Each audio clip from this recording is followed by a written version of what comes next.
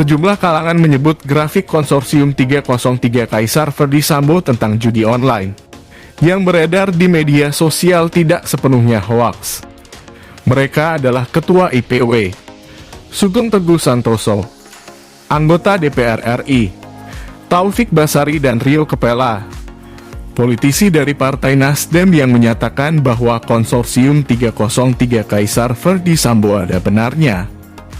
Sementara dari pihak Polri menyatakan masih melakukan pendalaman terhadap kabar konsorsium 303 Kaisar Ferdy Sambo.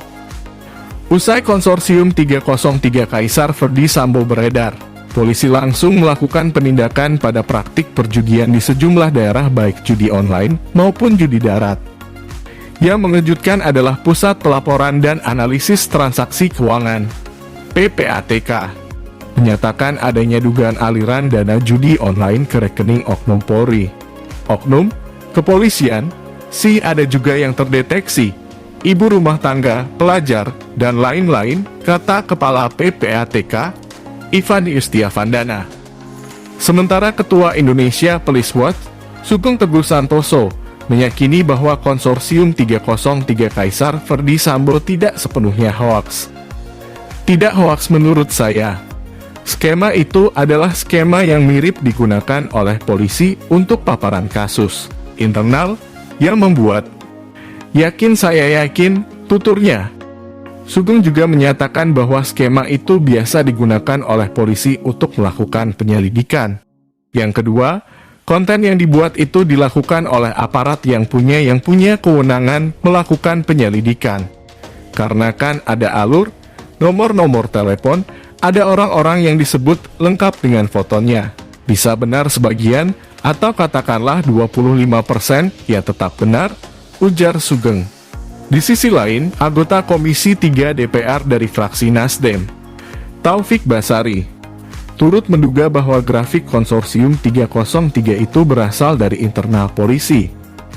Taufik Basari mengungkapkan bahwa grafik seperti konsorsium 303 itu biasa dipakai polisi untuk gelar perkara.